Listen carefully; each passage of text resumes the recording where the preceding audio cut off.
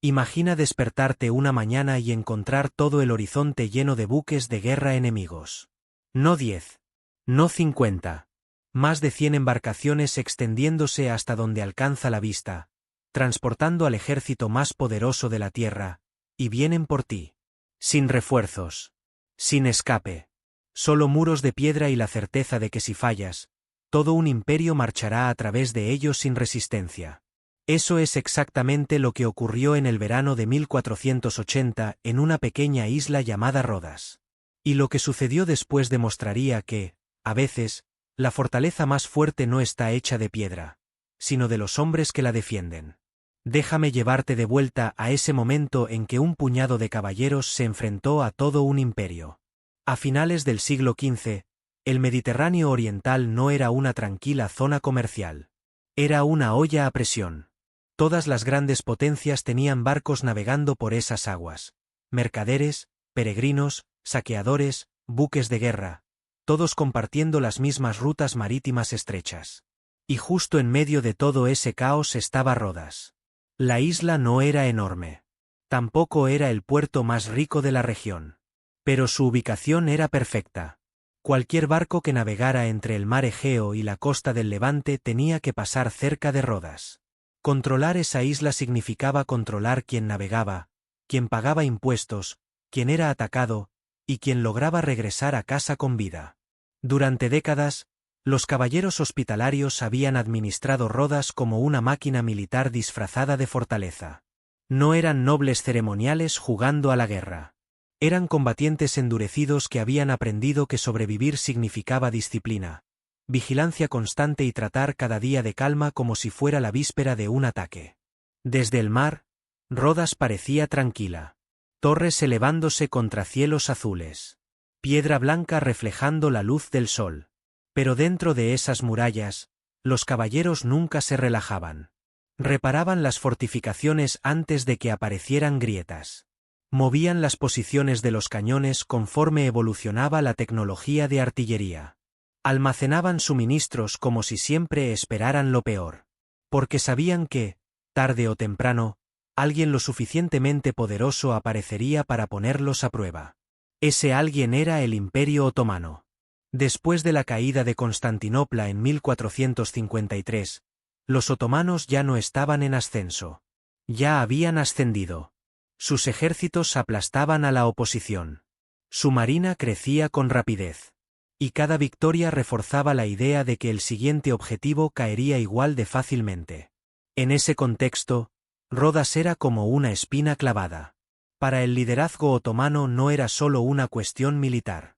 También era simbólica. Una fortaleza cristiana situada incómodamente cerca de las costas otomanas, interrumpiendo el comercio, ofreciendo refugio a los enemigos, y lo peor de todo, sobreviviendo abiertamente. Para el sultán Mehmed II, conquistador de Constantinopla, cualquier vacío en el control imperial era inaceptable. Los imperios construidos sobre la expansión no pueden permitirse la existencia de desafíos visibles. Rodas no necesitaba desafiar abiertamente al poder otomano. Su mera existencia era provocación suficiente. Representaba retraso, desafío, incertidumbre. Tres cosas que los constructores de imperios detestan. Así que la decisión se volvió inevitable. Rodas tenía que caer. Pero esto no fue un movimiento impulsivo. Los otomanos no se precipitaban en los asedios. Planificaban metódicamente. Los astilleros aumentaron la producción. Se reunieron transportes para llevar artillería, miles de soldados y enormes cantidades de suministros.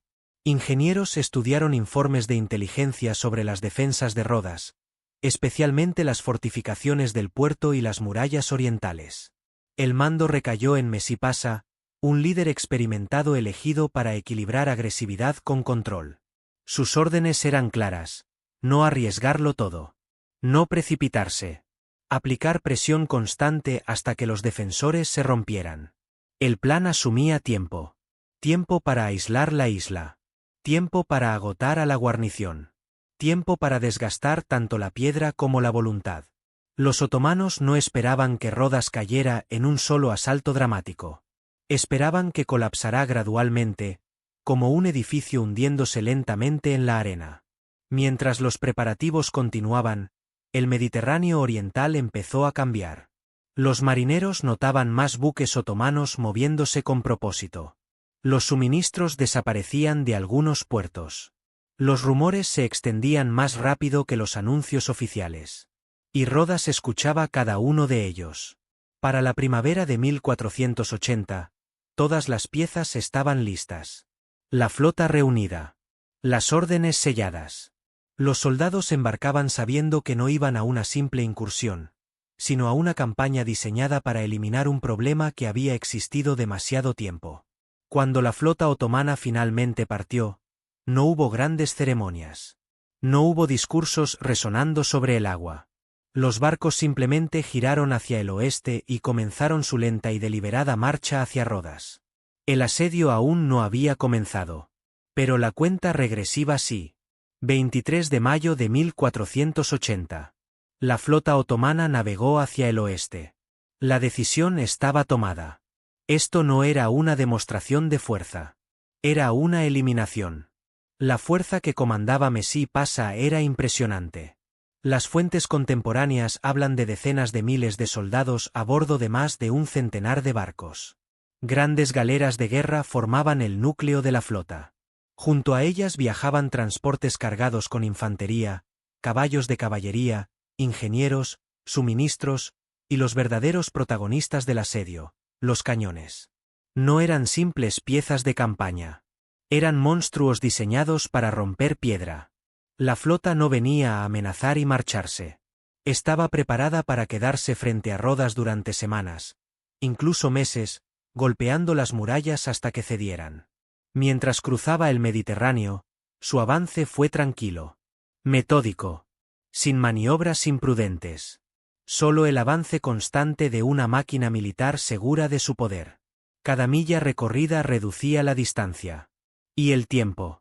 Dentro de Rodas, la preparación era total.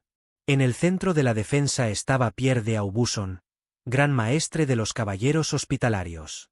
Él entendía perfectamente la situación. Rodas no podía derrotar a un imperio en campo abierto. La supervivencia dependía de la preparación, la disciplina y la capacidad de resistir más tiempo del que el enemigo esperaba. Los defensores eran solo unos pocos miles. Caballeros, mercenarios, marineros, milicia local y ciudadanos armados. Muy superados en número. Pero organizados. Cada sector de la ciudad tenía su comandante. Cada tramo de muralla tenía hombres asignados. Cada soldado sabía dónde luchar, y dónde retirarse si la línea se rompía. Sin confusión. Sin pánico.